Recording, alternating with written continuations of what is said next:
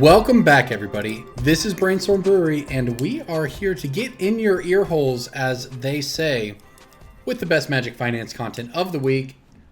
How's it going, Who says that, Corbin? I think Jason's the one who uses ear holes, right? Who else? Like Cheryl from Archer? She says ear balls. Oh, that's right. I don't know anything about that show. So. What? It's a good show. I don't know. I have better things to do than watch cartoons. I'm positive you don't. I'm positive you watch at least 5 shows that you can name off the top of your head that are way less defensible than watching Archer. I think I watch exactly 3 shows. Okay, what are they? I watch Game of Thrones. Okay. I watch Doctor Who. Okay. We've gone down that road. And I'm currently watching The Good Place. Good Place is legit, not as good as Archer. Doctor Who's definitely not as good as Archer. I know that we're going to get some emails about this, but if you like Doctor Who, you're wrong. It's terrible. It was made in Jason doesn't the like 1970s, and it was made Never bad saw as that a one joke, coming. and then they're like, let's bring it back, but still have it be bad. Let's still have it be a trash can with a laser gun sticking out of it, and everyone's like, oh, we like it now. No. I can't believe that Jason doesn't like something popular. That's weird. It's not popular. It's popular among people that, I wish could give themselves wedgies because I can't get to all of them. So it is popular. Doctor Who made me understand why people are bullies, basically. I was like, why does everyone just let people like stuff? And then... What you're saying is unpopular shows are usually screened in movie theaters? Is that what you're saying? That's not a sign of popularity? Maybe they screen Doctor Who in movie theaters in Oklahoma because that's the only entertainment for the month. Okay. When it's just not so county y'all fair know, season. before this podcast started, we learned that Jason doesn't understand the difference between un and im in front of words. I said improfessionalism or improfessionality. Improfessionality. To mock Corbin, and he's like, you all don't know what words this mean. Mock. You did not say the word wrong to mock. You just said the word wrong because you're an idiot. I think the word is improfessional. Me, a professional writer. I think that you said that thinking it was true. You're a professional writer, Jason, not a professional speaker. Sort of like I have a degree in broadcast journalism, not knowing how words are spelled. Oh boy. Anyways, you got me, Corbin. I'm real dumb. Agreed. Glad we're all on the same page. And speaking of, we have a guest this week.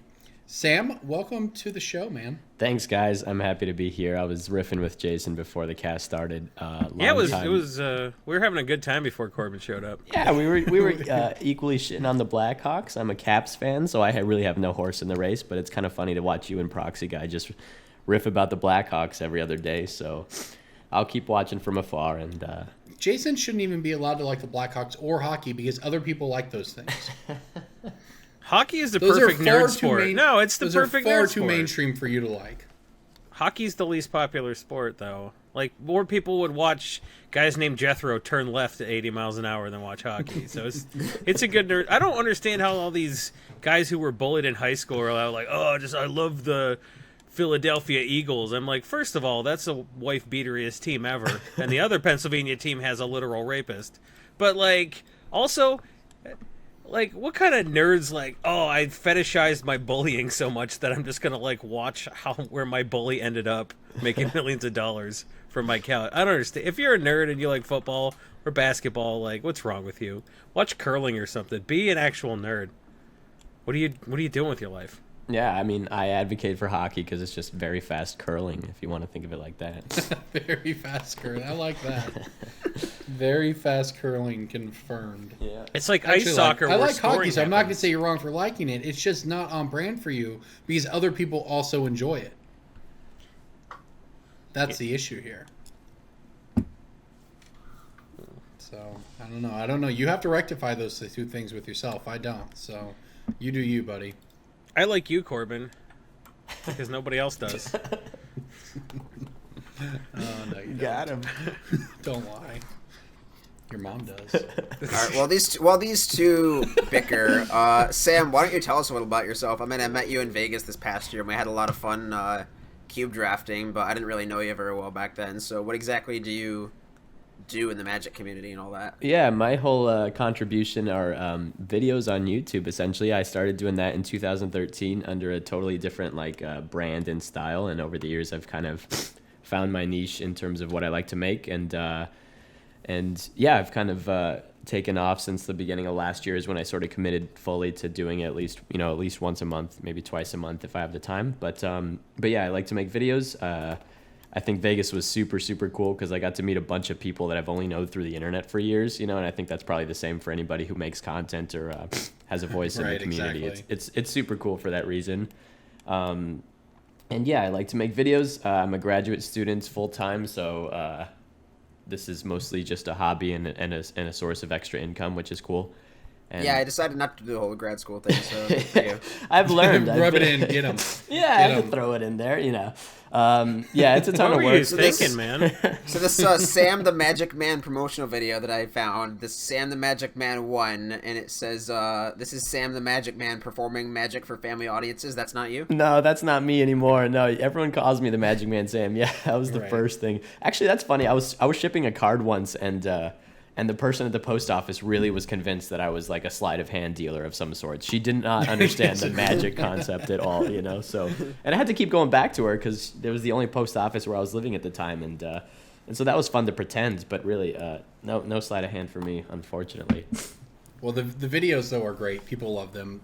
What is the name of the channel where people can find you and subscribe? The channel now is named Ryhistic Studies, and that's my Twitter handle. That's kind of my whole brand and whatnot, because the angle of the videos are sort of the way I approach school and whatnot. You just go super deep on a topic, and you do a bunch of research, and then you make a nice presentation about everything you've learned. It's almost like 8th grade all over again, but a little bit more flashy. So I mean, you use a little bit better than like Prezi or yeah, like yeah. It's definitely the presentation of the videos that sets it apart, right? I mean, it's just very high quality. I don't know how long it takes you to edit those things, man, but that's why they're great. I mean, the content is great, but the editing just really sets it apart, and that's my favorite part about watching them. Yeah, thank you. That's kind of the angle I take too.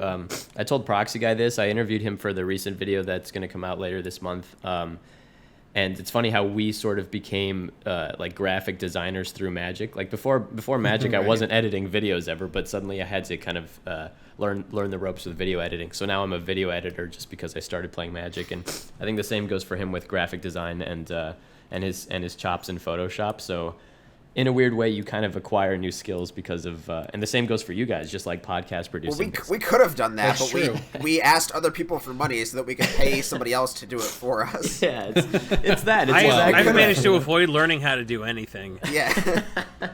I think there's an art to podcasting. It's not as easy, and I think you can tell that when you start listening to a podcast that isn't going so well, So yeah, well, it is interesting because when I was in school, I didn't ever want to be on camera. I just wanted to be behind camera. And then, basically, we did we started the podcast, and then I started having a radio show when I was working at the newspaper for sports, and it kind of just evolved, right? And now, we all do the YouTube thing, and it just kind of built on itself. And where I've gone from, I never wanted to be in front of the camber. Well, now I'm actually, feel okay doing it, right? I feel more or less comfortable, even if you shouldn't. Sometimes feels a little awkward, but like nothing changed. The reason that you didn't want to be in front of the camera in the first place, that hasn't changed. Yeah. What was that reason, Jason? You look like Shrek came to life. I look like Shrek came to life, huh? Yeah, like you got granted the whatever wish, and then you became like a human person. I see. Okay. Well, there you go. Jason just throwing in that high effort, that high effort zing. I'm not gonna really roast him. I'm just saying, you got a Shrek quality. A Shrek. I saw your face, and I'm a believer that you shouldn't be on webcam.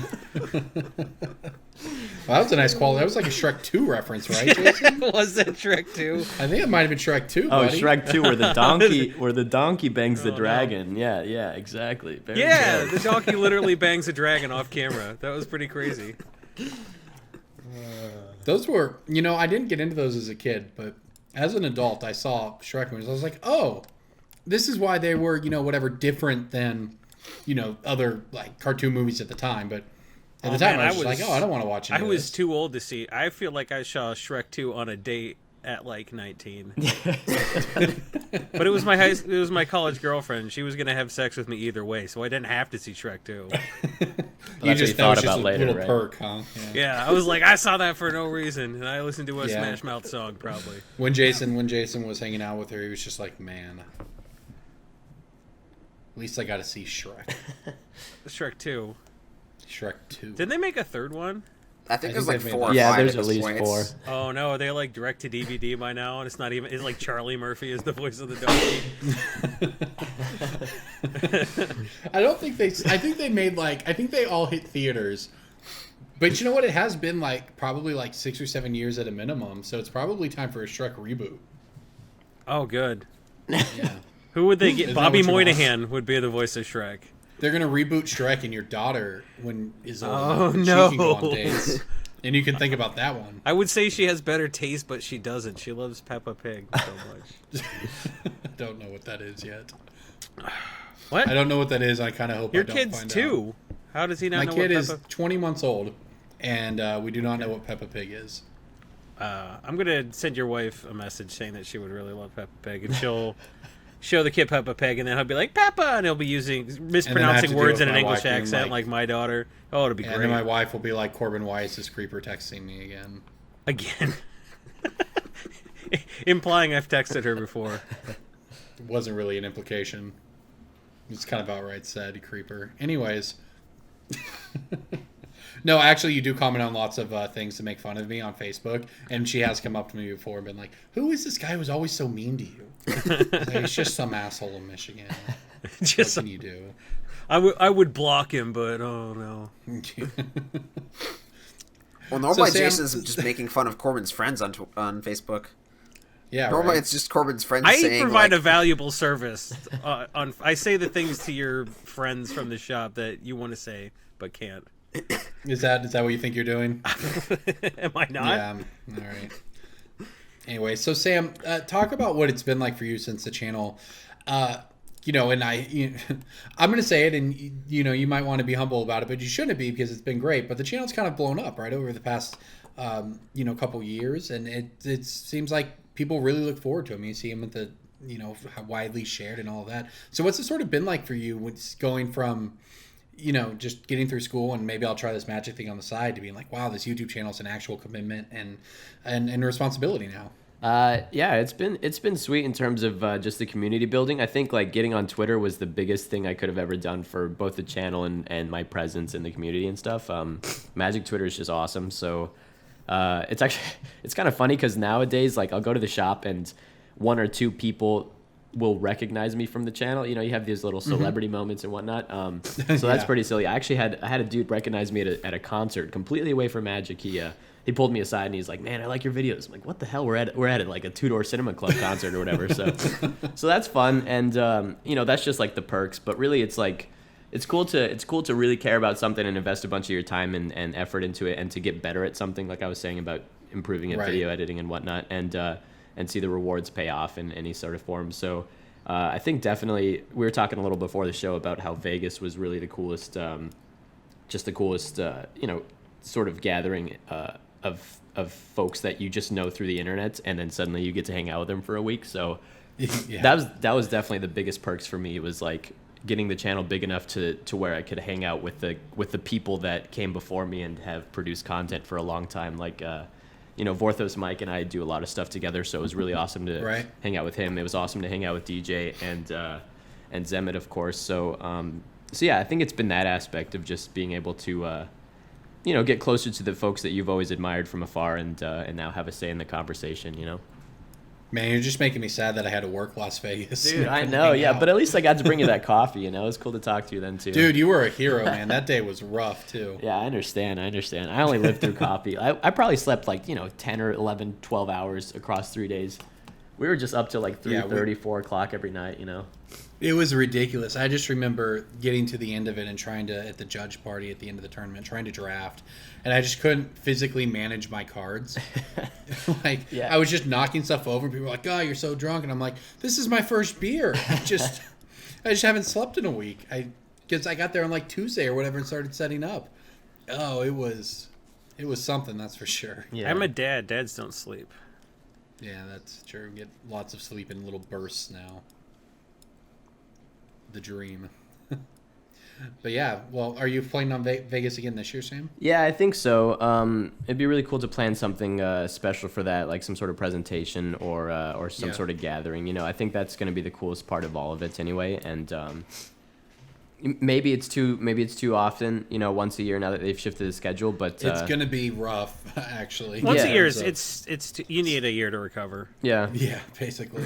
I'm anxious to travel a lot this year, so I'll definitely be going. And then we'll see if once a year is too much for me too. But for now, I'm looking forward to it for sure. So are you planning on hitting up more events this year? Not necessarily. Like I don't play Magic outside of Commander and cubing and stuff, so I really have no reason to go to an event that's not Vegas in the sense that Vegas is just all about hanging out with people and not actually playing an event. So I think that's what every GP is about once you learn that playing Magic is bad EV. Once you learn that, Like, playing everybody Magic is the reaches worst that part of point playing where you're Magic. like, I'm spending $400 to, like, go 2-3 and drop, and then you just learn to just go to GPs as a mini vacation, right? yeah, exactly. I I'd love came to home go- from Vegas with more money than I took. That's how you do it. That's amazing. Yeah, that's impossible. But you And don't that's have after to play Magic losing to my do it. ass at You're- craps. I still Yeah, came home with more money. The than I goal took. was not to play Magic. The goal was to do everything but play Magic. Yeah, totally. Maybe totally. Cube and Commander, but that's about it. Yep.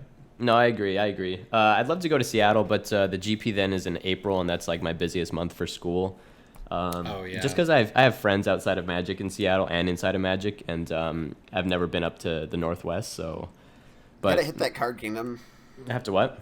Gotta hit that Card Kingdom, the Mox Boarding Cafe or whatever. Yeah. really It's is it's kind of great. funny being sponsored by someone that I've actually never met in person. That's the other weird thing about the internet, you know. Right. And I have no idea about the store, but I hear good things, and it'd be cool to make like a pilgrimage of sorts, you know.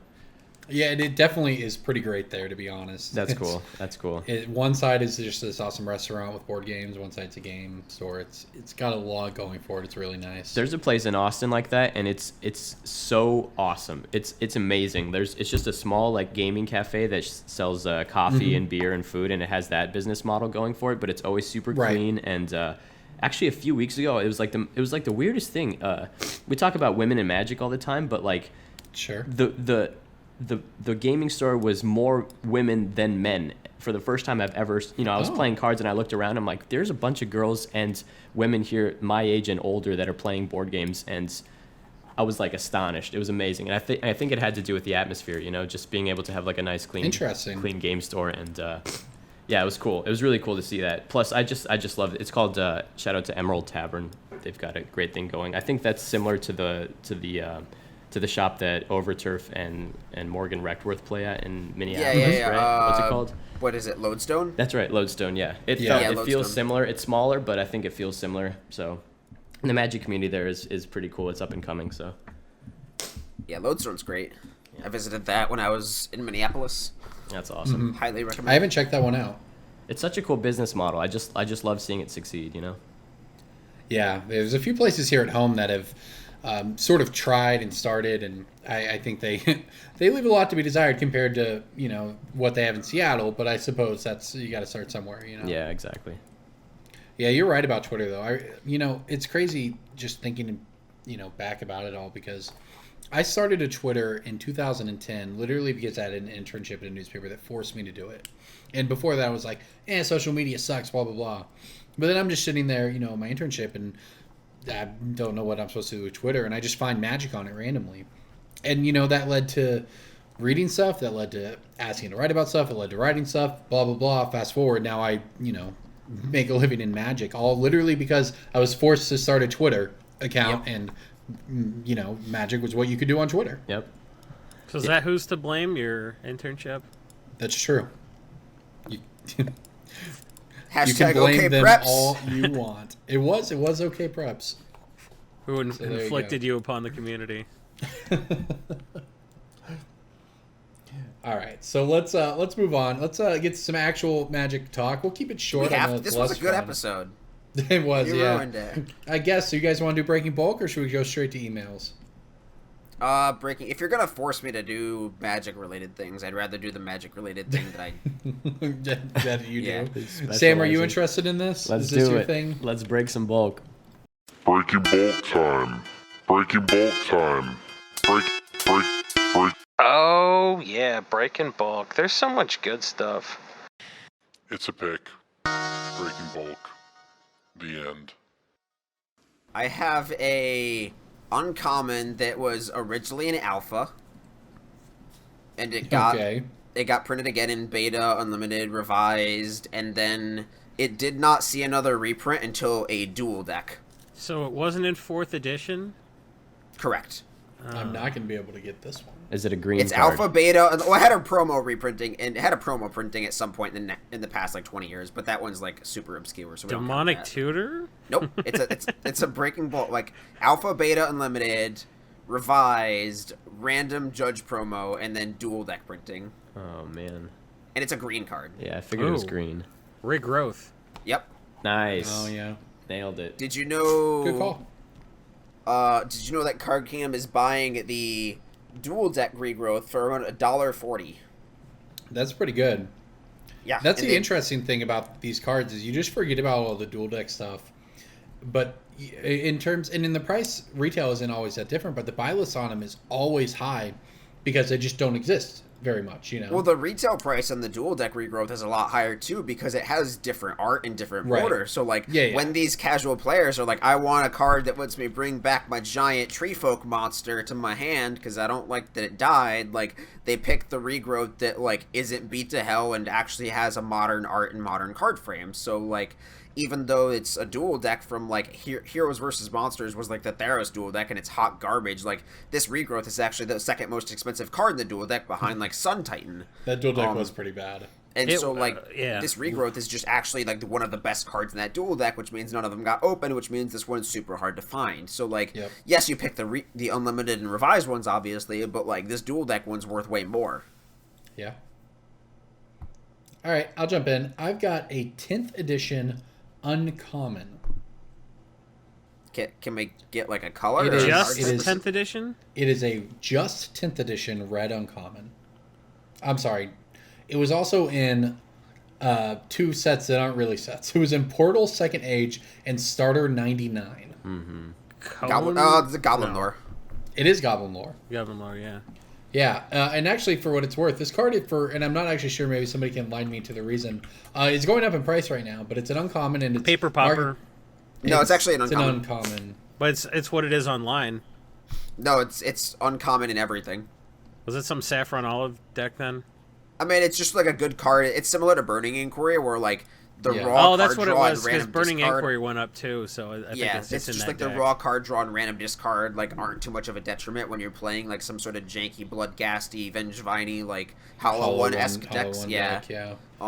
So yeah, I hadn't Goblin seen this Lore is get super- play in the Black Red Madness deck yet, but it's certainly possible.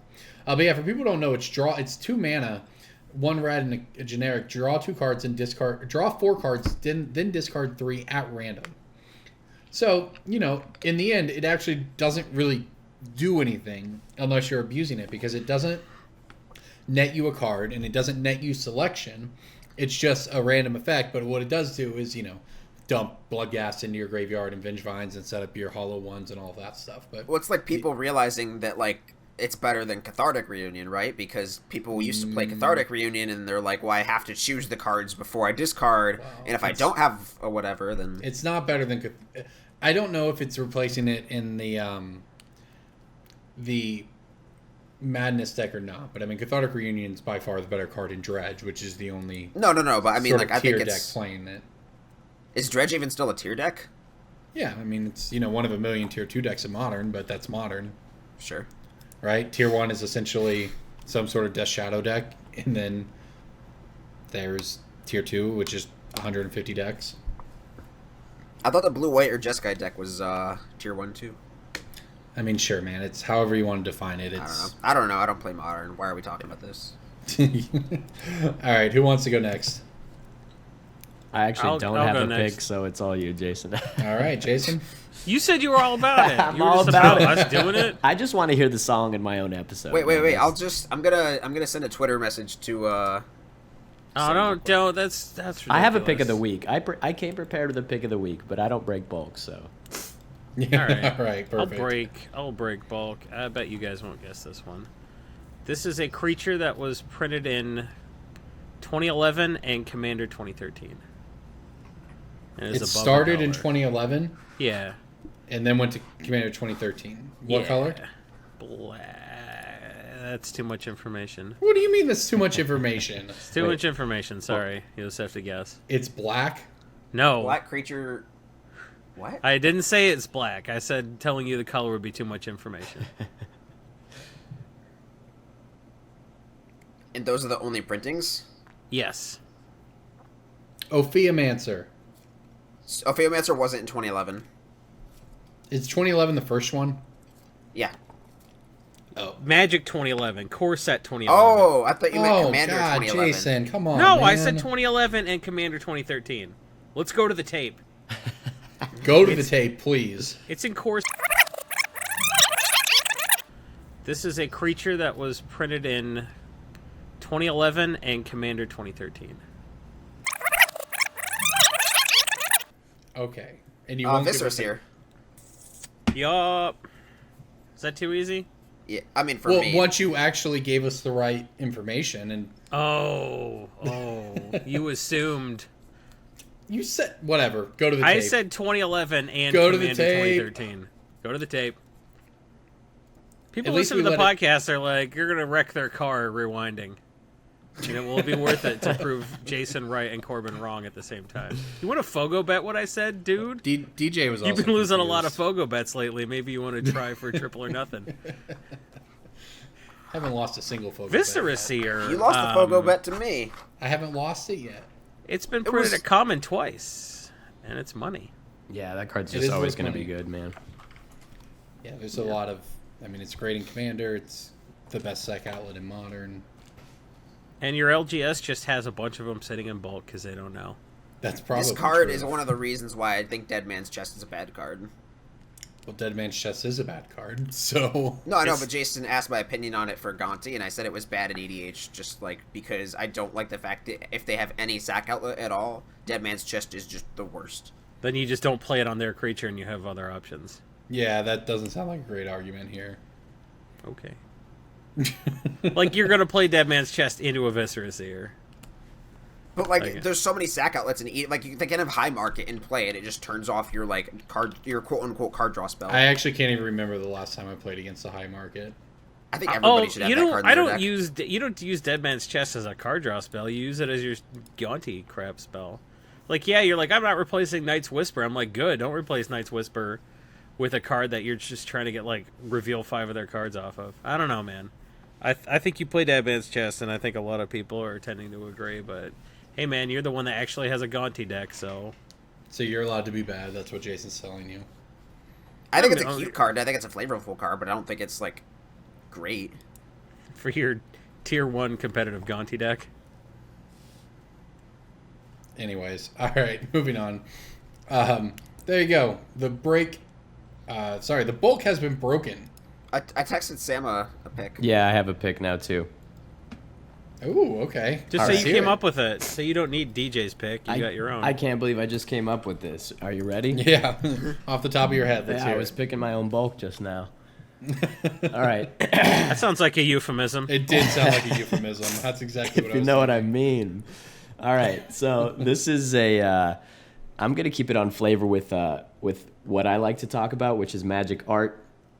This is a card illustrated by John Avon, who is very popular, right? Very popular, unstable lands, He is. unhinged lands, unhinged lands, and typically paints landscape portraits. But this is a creature. It's a creature. And it's one of his weirder pieces by far. I think the artwork usually draws a bunch of weird attention. It is a red creature, a 2/2 that was printed in Commander 2011 with new art, but originally printed with that John Avon art. No, it got the same art in that set. Same art in 20. Yeah, it got new art in a dual deck. Yes. So What's the original set? Original set is Judgment. a red creature Yes, sir. that was in Commander 2011. Yes, Yep. sir. I don't know any of these commander decks, man. Whoa. Nor do Boy. I know Judgment. Do you know John Avon? Dragon Speaker Shaman. That's Scourge, Corbin. Whatever, Sco- man. that's That's Scourge. Yeah. Scourge? Scourge. Scourge. Scourge. Judgment didn't even have any good red creatures that I can think of. It did. It's a good commander card. Jeez. I don't know if I know the answer to this. I know that I do not. Once he says it, you'll be like, "Oh, I'm dumb." Got a Oh little. no, will I? Got a little tombstone next to the card title. But it's a creature? Yes, sir. Flashback? Yep. Not with Not flashback. flashback, but Or It's got thresholds, what you're telling me. Not threshold either. The graveyard just matters. man. The subtype is incarnation. Can you believe Oh, this? come on. The more information you tell me, the more you embarrass me. I didn't think this one would be that hard. All right, so I I'll just- describe the art to you. All right, Oh, Okay. Jesus. it's a molten baby holding a wand. Okay. A molten baby? A molten baby holding a wand. Yeah. Essentially, yeah. Which is why it's one of the weirder Avon pieces by far. I don't know what you're talking All right, about. let's read the flavor text out to him. Okay, Oh, yeah. Jesus. Quoted from the Scroll of Beginnings. Okay. You think this is information for us. This isn't The information flavor for us. text will be information. Trust me. For its time Unless it says as the name of the immortal- card, it's not. For its time as immortal, anger chose a shell of boiling rock. Really? Yes. Really, really. This isn't... You said it was uncommon? It is. Yeah, it is uncommon. Oh. Yeah, you're right. That is a molten baby. Boy. Wow, I can't believe I didn't get the... And you said it was an incarnation, too, and I thought that was not good I know what it information, but is that was- now. There you go. Yeah, it's Wonder. It gives all the creatures flying, if you have Yeah, an anger island. gives them haste. Genesis brings them back to your hand, etc. I've never looked at the art. on Glory this. gives them first strike? Glory gives him prot stuff if it's in your graveyard, right? Oh, and then filth. Yeah. Yeah, it's Filth? just prot from the color of your choice. Filth gives them Swamp Walk. Well, see, you're right. It's not that it's a hard card. It's that no one knows what's in Judgment. Yep. I've Well, it's never got like actually a looked at billion this. printings, though. It's got like I've looked at this art, and I've never had before. I'm looking at it now. You're right. It is kind of weird. Yes, it's very strange. Very, very strange. Does John Avon have kids? Maybe he was like going through a time in his life where his baby was always mad. Because trust me, I could draw some art that looks like this. Terrible twos. Yeah, I was a terrible two baby. Mom tells me that all the time. I think all kids are, because they know And the it's a word two- no, but they it's a- don't know the word yes. It's a 2/2. It makes sense. Ah, yeah, It's a there it is. Terrible tutu. My kid knows the word no, and he knows how to say uh-huh. The problem is he just uses them both indiscriminately. And then gets mad when you don't guess the right one. Well, my kid's intelligent, so I don't really know what that's Yeah, about. that's how it works, yep. Didn't see that insult coming, buddy. I'm going to pretend my daughter that's 3 months older than yours is just more advanced. Yep. All right, DJ, let's read some emails after, I guess Sam won.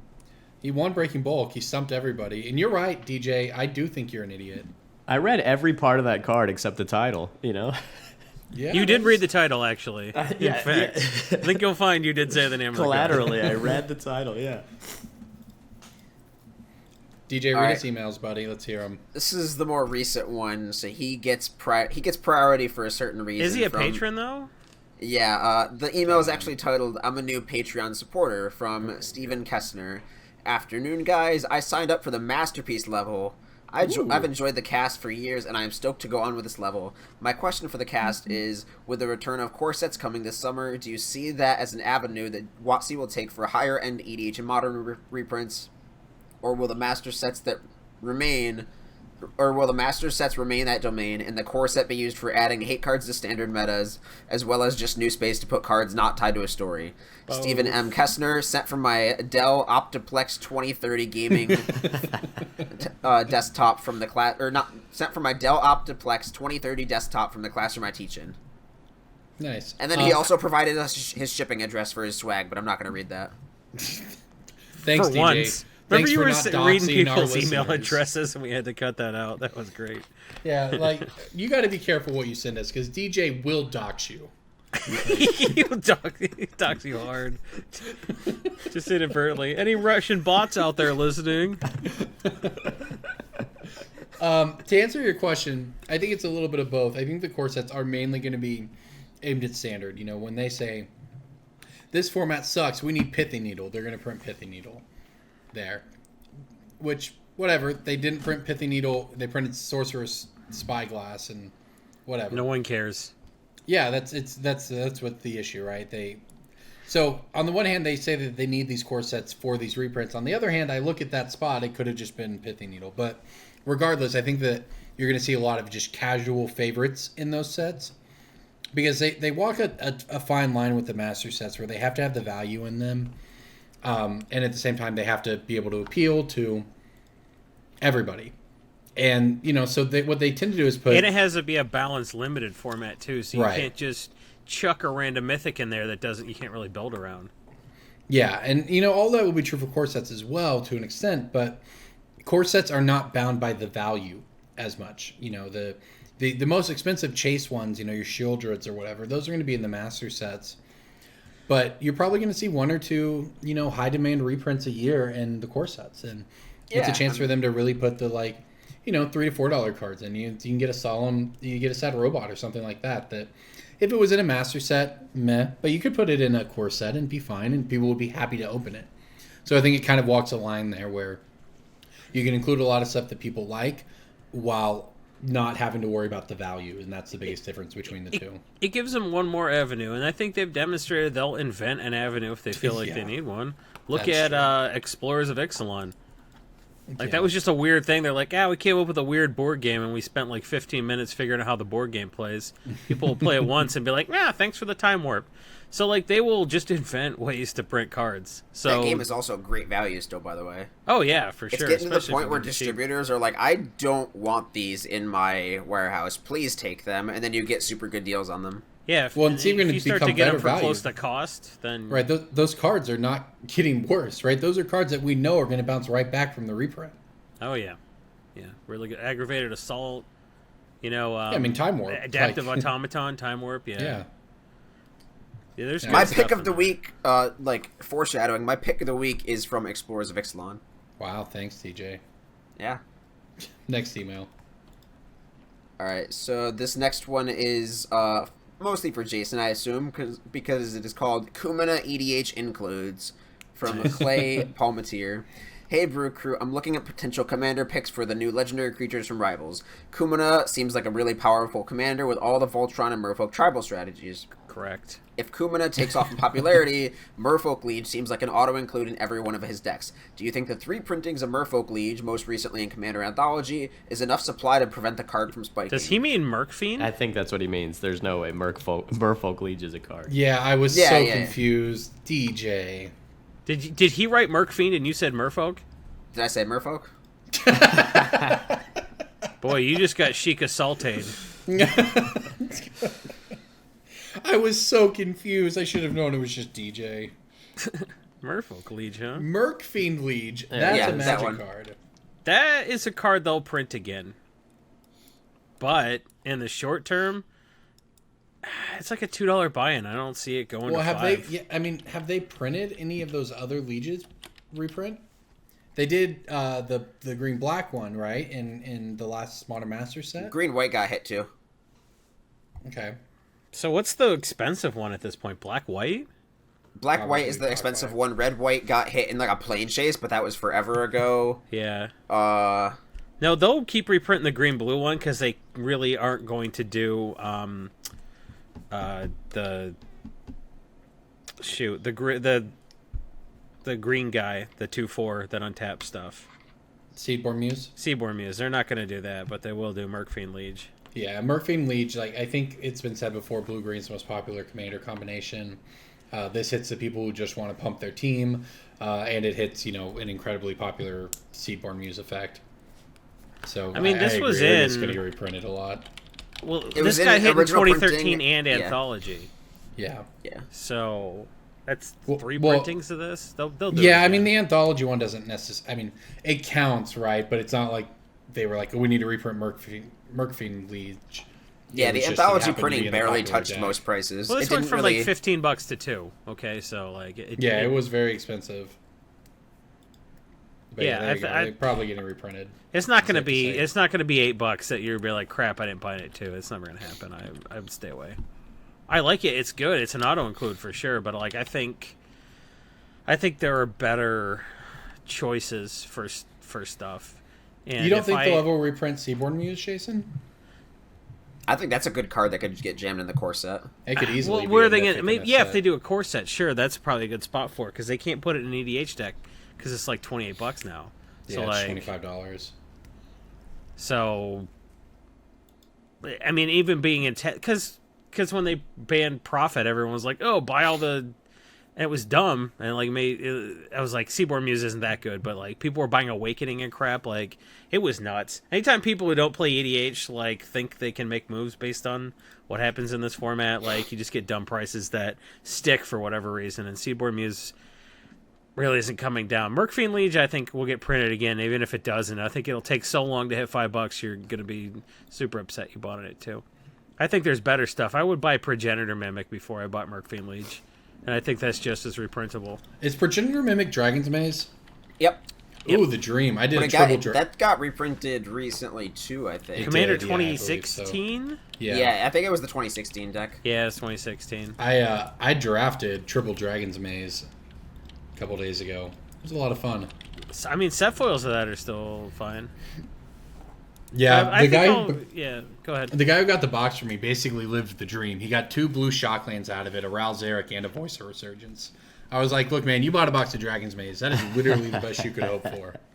Yeah, don't ever buy another one. Yeah. Definitely I had don't one buy in a my case of garage. Japanese Dragon's Maze either.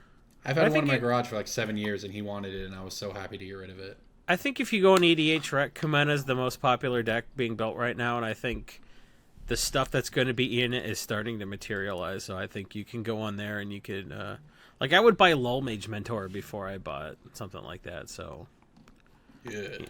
I guess Yeah. that would be good in Commander, but it would be good in a Kumena deck. Basically, Right. that's it, yeah.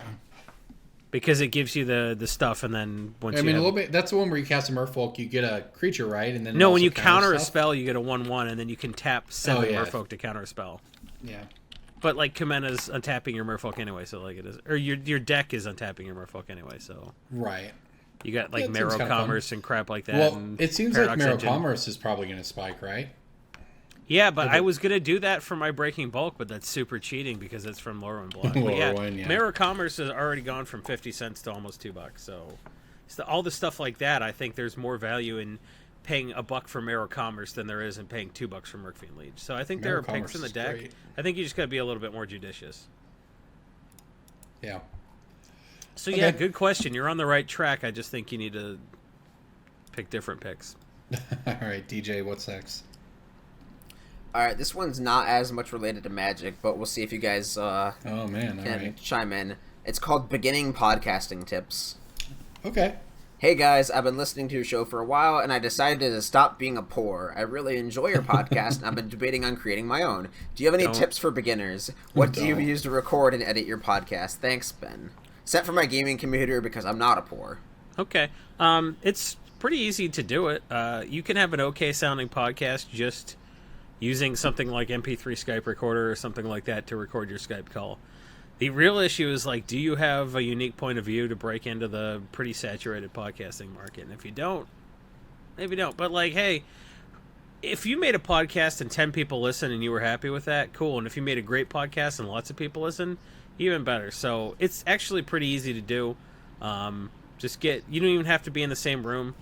Just get a decent mic, get a blue microphone, whether you get like a Yeti or a Snowball or something like that. That's all you really need. And you can just record off of Skype, and it sounds pretty good using basically any program that will record Skype at this point, which is not a lot of them. And just do it for 10 episodes, because if you don't do it for 10 episodes, you're not a real podcast. That's basically how that works. So Yeah. just stick with it for 10 episodes, and if you still want to do it and you feel like you're getting traction, that's cool. But honestly, it's not as daunting. It's really people don't do it just because they feel like they don't have anything unique to say. Well, And if you don't, maybe don't. But if you do, go for it. Yeah, I mean, that's a lot of it. And a lot of times people, they just get, you look at it, right? And there's a lot of podcasts out there, and you feel you have to have something to say. And some people, it's like, oh, I want to get on and talk about magic. And then they do it. And then they're 5 episodes in. They're like, well, this was actually kind of a lot of work to edit and everything. And I didn't get instant feedback because, I don't know, my download numbers aren't crazy or high or whatever, right? So it's just very difficult to get into. And you just have to keep in mind, and this goes for basically all content creation or endeavors on the internet in general, is that it's a marathon and not a sprint. Whether it's podcasting or YouTube or writing articles or what have you, you got to be able to commit to it and make it worth it down the road. Speaking of, one of the things I was going to say, well, before I forget, you should get on MTG Cast. That's a free one to get on. That it has a lot of traffic, at least it used to, and I assume it still does, for listening to podcasts. And that's one of the ones where people can specifically go to discover you, because getting your name out there is very hard. That said, one of the things I was going to say is to go ahead and just start, if you can, putting it on YouTube, because why not? You can grow in 2 different places, but I'm not sure if that's the case anymore. Sam, you probably know more about this than me, but what's the thing with this 1,000 subscribers and 1 million watched hours? Is that just kill small new YouTube channels or what? That's just for monetization. Yeah, that's just for monetization. So slowly but surely, YouTube is kind of prioritizing just larger channels for their revenue. Yeah. So if you don't have 1,000 subscribers or a certain amount of watched hours, I don't think it's total. I think it's per month or per 6 months or whatever. Then your channel is no longer qualified for monetization. But really, that should be the last thing on your mind. That stuff all comes later in terms of content creation and podcasting. I will say, right. The most important thing to do is to do the show and do it for 10 episodes, like Jason said. He said it. Otherwise, you're not a real podcast. But after 10 episodes, you're kind of going to understand how the whole thing works in the first place. You can't read 10 books about podcasting or video editing and then become a video editor or podcaster. It's right. 90% of it is just doing it. And so what I see a lot, this happens with any sort of content creation in any genre, in any subculture, is people get so obsessed with the brand and having followers on Twitter and having the website set up and having their YouTube page set up, and they spend all their time on the image and none of the time on the hardcore, on the work itself, Yeah. So I would say Get good, then get paid. Yeah, exactly. Yeah, because if you force the pay way too early, it won't come. If you've ever seen a successful Kickstarter or a successful Patreon fire, it's because people have been fans for so long that they cannot wait to sign up, And that's kind of where you want to put your stuff. Make it as free and as accessible as possible, and don't beg for views or beg for listens at the beginning. Just make something that's so good that people want to share it. And that's easier said than done, of course, but the only way to do that is to make 20 episodes of a show that sucks.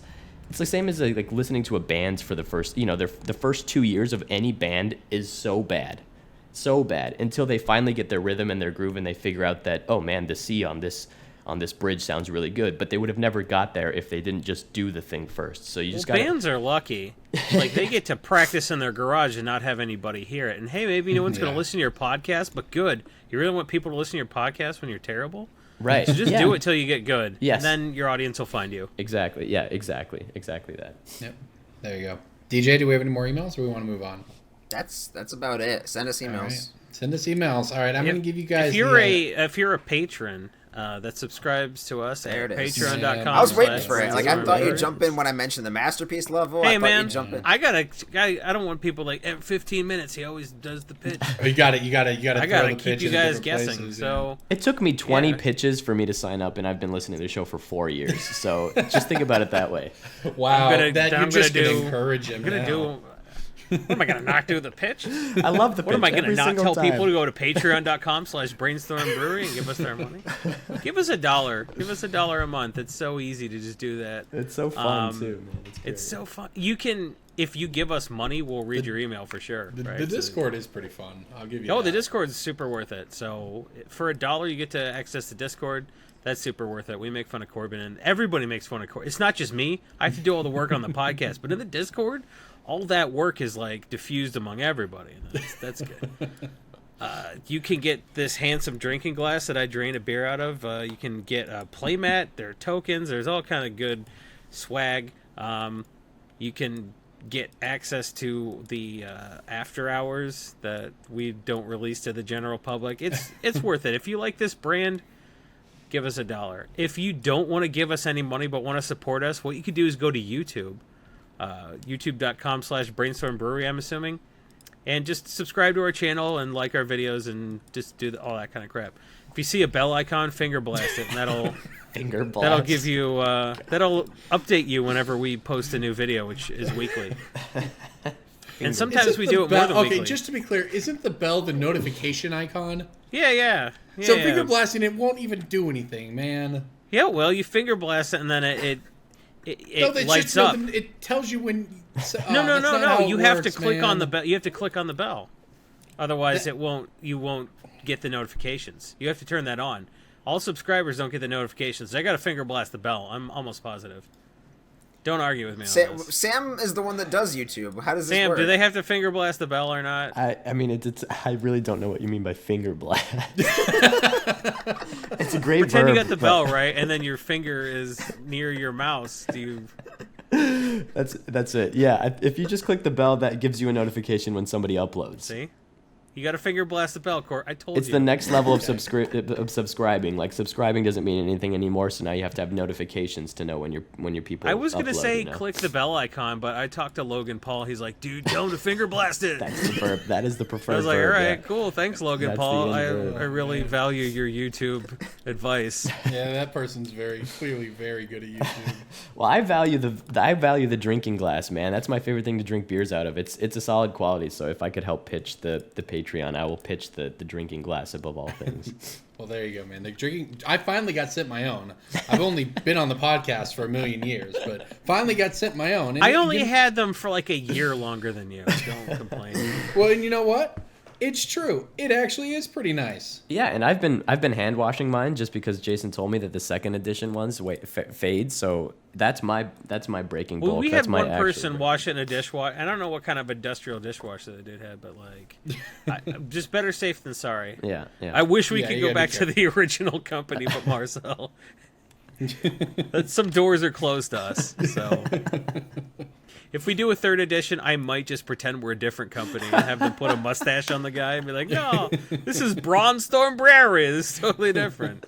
Maybe they'll have forgotten in a year. They're like, all right, you guys didn't give us a bunch of bad Yelp reviews, right? I'm like, I don't know. This is Brainstorm Brewery. We are different guys. There's a mustache on the dude.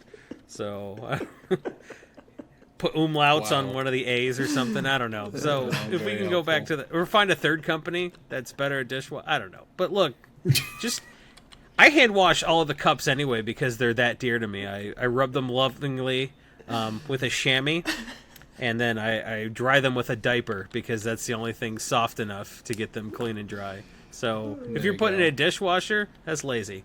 Anyway, go to Brainstorm Brewery's Patreon at patreon.com/Brainstorm Brewery. Give us $1. And finger blast the bell. And there's the pitch. We'll have a better pitch coming up. Will we, though? At our Yeah, next we tier might. level. We might, in a couple weeks, we might be saying, you know, the pitch is buy a squatty potty, but not yet. Yeah. We might not say not yet. Yep, That's that's all I'll say. true. We're working. That is all I will say about that. In fact, yep, that's right. That we'll keep it keep it brief. Anyways, all right. So let's real quickly here for the 4 people out there who care. I'm going to give you the rundown. We're of still standard. listening after the pitch, right? I'm going to give you the rundown of standard. I'm not going to say that you need to. Why You are need you to take doing all this? this to heart. And This we're should not be gonna after discuss hours. it. Can we just do all the This standard should be stuff for after after hours? For the people who care can pay for it? So basically, the top of the metagame appears to be red decks of sorts, right? There's Hazaret decks, there's Scarab God decks, and then there's Gift to the God-Pharaoh decks. And that's pretty much it. So those are the things to keep in mind, right? That's sort of the base level of the format. Things that are financially relevant, besides the fact that the Scarab God and blah, blah, blah, sort of these things we already know. I would say that you need to keep an eye on things that can deal with Hazoret and the Scarab God, and that means Vraska's Contempt. That means Hour of Glory, which is another interesting one that a lot of people probably don't really think about, but is pretty important right now. So those are the things I would keep an eye on, right, in terms of cards. In terms of energy, there's still some, teamer decks, etc., but much more so there is a bunch of, gosh, I can't think of the card, Glint Sleeve Siphoner.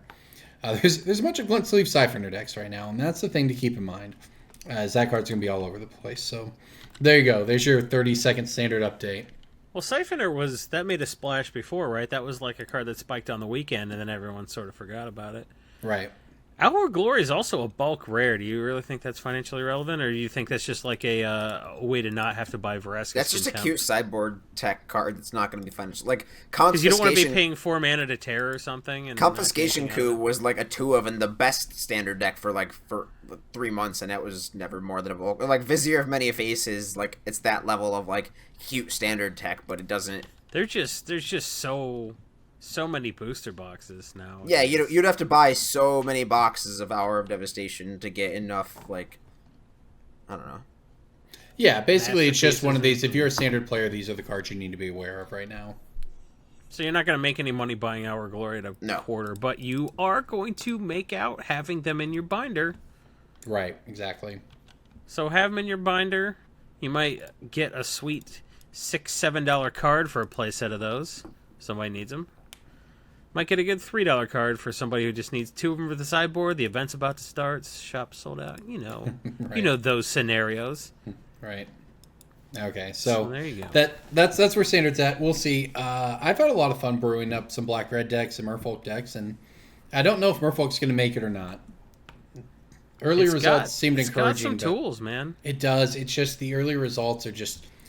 It doesn't have great answers to Hazoret, doesn't have great answers to the Scarab God, and therefore that's not a great place to be. What do you think post-rotation? I think post-rotation it's going to be very good, because it's going to have access to Dominaria cards as well, which could mean another Merfolk or two. Some of those Merfolk rares from Rivals are just going nuts.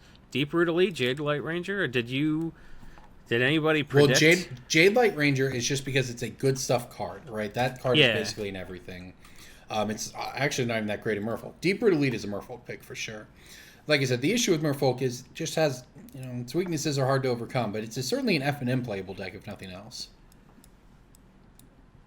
I mean, you're the one that's been playing it on camera, so. Yeah, it's certainly playable. It's just not the top tier of the metagame, which is, Hazoret decks in the form of Red and Mardu and so on, and then there's Scarab God decks. All right, so, are we ready for some picks of the week? Pick of the week, pick of the week, pick of the week. Time for the pick of the week. All right, do we want to let Sam go first? He said he came prepared. I did come prepared. All right, this one comes with a little bit of story. I like rubbing it in your faces now that we're friends. Yeah. November 17th, 2016, I tweet out, "This card can triple in price very easily with partner." Do you remember this? I hope Jason said something to you. Oh, yeah. I think I called it trash. Yeah. This card can triple in price very easily with partner. Double space, two enters, at Jason Alt, at Rose of Thorns, at Corbin Hostler 88. DJ's first reply is, "I looked at this a bit last week, but I feel like white partners are relatively underwhelming," which means this is a dumb pick. But he was very nice about it. He was very cordial. And then I said... Jason wasn't, was he? And then I said, Isai and Bruce are an insane combo, and this card protects both pieces to that puzzle. And Jason responds, "You think Ishai and Bruce give us enough demand for a card to triple?" 2 likes. Later he comes to and he says, "I'm not convinced, but it does get better." And then I get a reply from Brian Cooper a month and a half later that says, "So today I'm listening to episode 218. Yeah, and it's $8. Great call, Sam." So So this is this is Bastion Protector. This is commander creatures you control have +2/+2 and have indestructible. At that time, I tweeted out it was $1.50, then maybe a buyout or something, and it went to $8, but it stabilized around $4.50. So it was you that bought it out then? It was definitely me. Yeah, it was me the whole time, Yeah. obviously. That's how this Well, works. if you had manipulated the market, this would have. I know. At that time though, I was nobody. I had run one retweet and 10 likes, so maybe 50 people saw it, right? But yeah, it went to $4.50. I liked this card just because indestructible is a very relevant keyword in EDH. The more and more that keyword gets tossed around, the better the decks become. So Partner made this card better. It was printed the year before. And yeah, it just spiked because of Partner. But recently, my pick of the week is the follow-up from Commander 2017 from the Edgar the Markov haste deck. one. Yeah. So Bloodsworn Steward is a... That was my pick of the week. was it? Today? Yeah, I picked that in the last 2 months. Oh, you did? Okay, see. I don't remember that. Man, now you're now you're even taking actions. Oh off no, me, he Jay. did. He did. He did. Well, Wow. I'll follow up. September 12th, Bloodsworn. This spreadsheet that I'm referencing, by the way, is available to the $10 and up patrons that are. Whoa, dude, that's gross. Don't pitch our Patreon. Well, I'm glad you Should I not chose pitch it. our Patreon during the picks? Yeah, The picks are not the proper time for the Patreon picks. Get it right, man. Come on. You know what? Why don't you pick a popper pick, Here we go. you penis? Well, I'll double down on Jason's pick. I missed that episode. Yeah, it's a sweet Well. card. Gives your commanders haste, which is not nearly as good as indestructible. But I chose it just because I like this knight subtype. Vampires are going to be relevant for a while, but there's no real good red commander vampire that can use it right now. Red legends that are knights, however, can use it, like Adriana and Adun Oakenshield, if you care about that card. But I just think that going back to Dominaria might bring us like a couple of good knight commanders to make the other subtype on this card relevant. But otherwise, it's just I just think if they keep killing Bruce Tarl and Akiri Lineslinger and stuff like that, yeah, haste. having them have haste, it's real good. Yeah, it's super good, and it pairs well with the other cards, and especially in that 3-color combo that I mentioned earlier. So I'll double down on Jason's pick. I'm glad you picked it. I'm glad you came around, man. I'm glad we're friends now, too. You know, it feels real nice. 2 years later, but it's all right. I'm glad you benefited from a buyout predicated by. That was an A+ pick of the week. There, That but was- listen, but it's still like $4.50, you know, after a year That's and a a half. grad so- student for you right there. He's like, I got the citations, I Yeah, got like a man. reference sheet, MLA format. Jesus Christ. I knew it was gonna be good when he had a date. A Yes. specific I was date. right That one was time great. 2 years I know, ago. but That's listen, a but grad I've- student for you. Exactly, I've been right one time, and it was this time. So, and The I've only important tried part it is that once. Jason was wrong. That's the important part. I'm glad you were right. I'm happy for you. Whatever. The important part is that Jason was wrong. Yeah, no, it felt good. It felt good. All right. I'll go next. I've got a standard pick here. Who would have guessed? It's actually a good one though. Heart of Kirin is broken again now. Essentially, that's what this comes down to. All right, next pick of the week. Martyr Mine Vehicles is- is very good. Heart of Kirin is $4.50 on the on market price. So it's a I sold my mythic from foils Ether on Revolt. TCG Player today for what's that's worth, and they've been sitting on there for like 3 months. Yeah, this is going to pick up for sure. And I don't know how I can go. I mean, everyone has rotation in the back of their mind, even though, you know, it's still 7 months away or whatever. But, yeah, just something to keep in mind here. But, yeah, I like Heart of Kirin a lot at you know, $4. It's gonna get banned for sure. They'll ban it. As Well, soon as people start playing it, they're like, "Oh no, we need more bans." I for want to just, standard." like, laugh at you and say you're wrong, but I can't because, you know, that's standard these days. All right, It's who wants to standard go? for them to ban standard cards. That was a. You done? You done? Yeah, go ahead. All right. That was real quick. I talked to DJ about this before the cast. I think with Merfolk being so hot in Ixalan block and people building those stupid Cometa decks and stuff like that, I actually did find a pick that I like more than Mercfiend Liege in that deck, and this is Sea Hunter. It's selling out places. The copies are starting to dry up. And this is like a 4x multiplier on the foil. If you It's can hear like- that clicking, it's Jason adding copies to his cart while he's talking. He accused Right. DJ was going to buy a bunch, and then they weren't on TCG Player Direct, and he accused me of sniping them from him. I asked As a if I question- said, this is going to be my pick of the week, and then you're like, maybe I'll buy some, and then I went, oh no! As if that's what happened. So, no, the clicking noise is not me buying them. I don't care. So, Sea Hunter is a mercenary that searches for merfolk, and I think that's real good in your Cometa deck. And there's one called Mog Catcher that gets goblins, and then there's one called problem with my mic there that gets elves. I don't remember. That was a weird set. Sure. But I mean, That's back fun. then it Yeah, wasn't I a remember real that. expensive card because what you're gonna get, Rootwater Thief. Like, who gave a shit? Jolting Merfolk for your opposition combo. Yeah. Or what was it? Cowardice Jolting Merfolk. That was a real deck. What is the name of that? It's So Sky Shroud Poacher. Sky Shroud Cashroud Poacher. Poacher. All right, cool. So they had a green, blue, and red mercenary, which I remember was weird because the most of them artwork were- is just like some elves and like getting enslaved, and it's definitely not an artwork they'd use nowadays. Yeah, probably. Sea Hunter's real erotic because the dude's like in waist deep water on his knees and he's wrapping a rope around this merfolk's neck, and I'm like, this is super hot.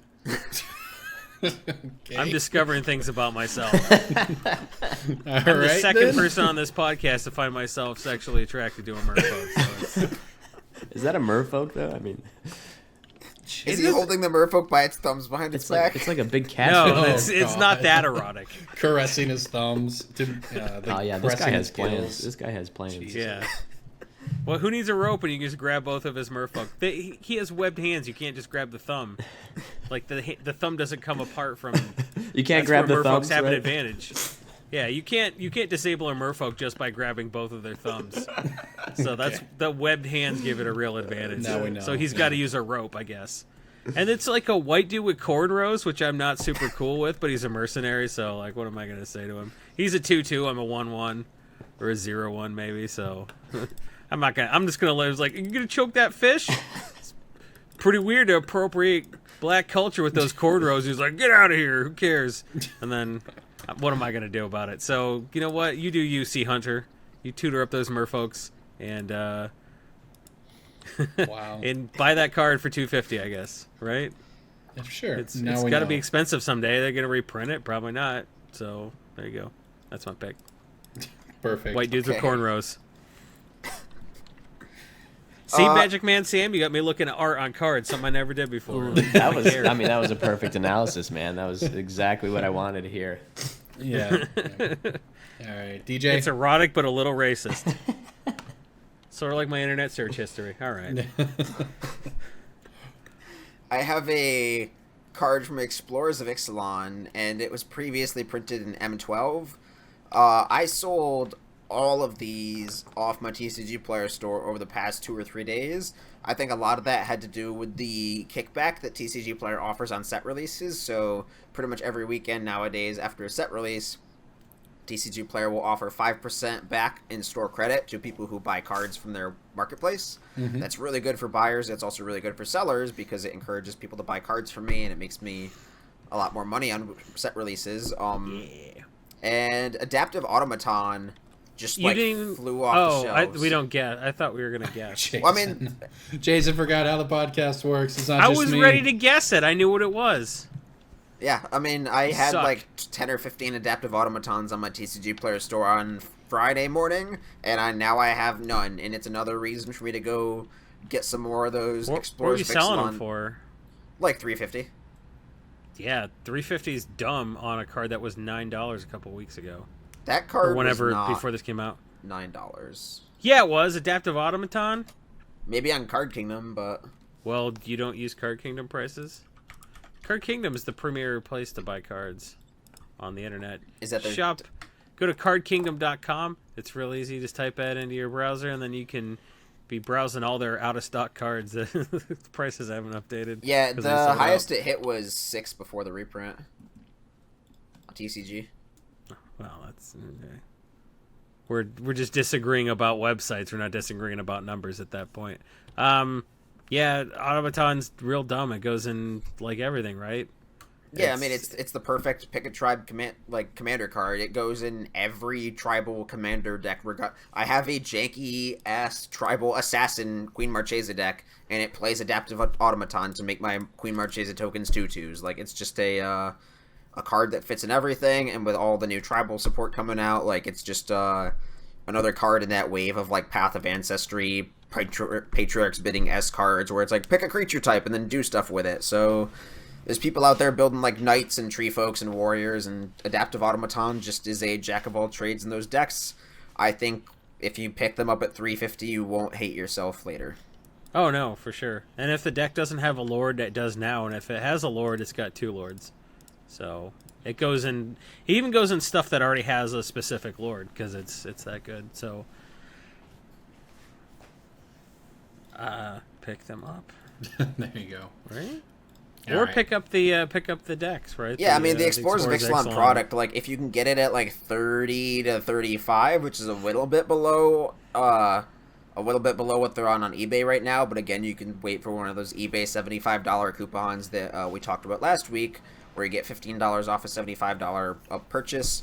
Like just off the top of my head, the expensive cards in that product are Time Warp, which is like 9 or 10, Shared Animosity, which is like 8 or so, Beacon of Immortality, which is like 3 or 4, Aggressive Aggravated Assault or whatever, which is like 5 or 6, Adaptive Automaton. Then you get like Vampire Nighthawks, Rancors, a bunch of good stuff. There are cards in there for sure. And then you sell off like the actual board game pieces or whatever for like $10 on eBay. It's great. Yeah, and then you sell the rules book, and then you sell the box, the empty box. Yep. For $35 on eBay, and someone's like, I got set an empty box, and it was like, well, read the description of the thing, and it was like, you shouldn't be allowed to do that, and it was like, whatever, your money's in my pocket, idiot, and then you just block them so they can't buy stuff from you again. Of course you do. eBay. I've definitely never sold the empty box for my PS3 on eBay for $200. Why do people do that? That's so funny that like people fall for that. I think that's great. All right. Anything else you guys want to say before we get out of here this week? Well, there you go, Sam. Thank you again for coming on, man. This was great. I do have one thing actually. Okay, go ahead. I'm looking at the art for Azor, the new Okay. Sphinx dude. Yeah. Okay, so he's a Sphinx, right? So he's got a dude's head, and he's got wings and like a lion's body. But the dude's head has a beard, right? Yes. And his beard is like braided. So who did that? Who braided his beard? He has lion hands. Yeah, who braids the Sphinx's beard? I mean, he was a planeswalker who came from There we Ravnica go. originally. So MTG Ryan. any one of his followers in the original guild could have done that. Maybe he did it with magic because he's a Sphinx. I don't think there's any. you ever think Sphinx- about that He's one? not a Hair-omancer. I don't think that's a thing, man. I think somebody had to do that, but like, who are they? Where are they? Questions we'll never know the answer to. Do you think he talked like all this really long-winded crap about philosophy and all the Sphinx stuff he knows while someone's just bored, just braiding his stupid Sphinx beard? Is this the same Sphinx that like did the thing with Jace and trained Jace, or no? No, that was No, that Alhamarat. was as Alhamaret. Okay, my bad. Yep. My bad. MTG Duh. Ryan. Why don't you learn some lore, idiot? Okay. Anyways, Sam, thanks for coming on, man. Remind people where they can go finger blast your bell on YouTube. Yeah, I'm at I'm at Rhystic Studies on Twitter and YouTube, of course. You could also search the Magic Man Sam. That works. Yeah, and I want to say thank you guys. You have your own networks? Those that's just a tag in my videos. Yeah. We don't have it. What are we? Jason's Corbin, why learning don't we have how a whole network? You got to get good pseudonyms, man. No, but I want to say thank you. I've been a fan forever, and it's been fun to do some banter on Twitter, and happy to be on the show, of course, too. So I thought this was a fun episode, and I hope you guys enjoyed. Check out my videos. Well, it's not over yet. Don't worry. We're going to be on the microphone for like an hour after. Of this course. talking No, I about- figured so. It's Hey, fun. in the unlikely event that you're ever right about a price ever again, you should come back and talk about it. That's it. Give me 2 years when this card spikes. Man, we just got to get it a GP together where I'm not working the whole weekend, though. That's the Yeah, I agree with That's the that. That's next all of step them. for me. Yeah. That's what having a kid messed up. It didn't set me back working, but it absolutely did mess up me actually being able to do Magic for fun. That's what I'm. Well, you had your hoping that I chance. can change. You could have played OKC, and then you're like, I choose to work because Well, you don't I want mean, to have a it's social like life. money. I don't know. It's the conundrum. But anyways, okay. Well, there you go, everybody. Thanks again to Sam for coming on. This is Brainstorm Brewery, and we will see you all next week.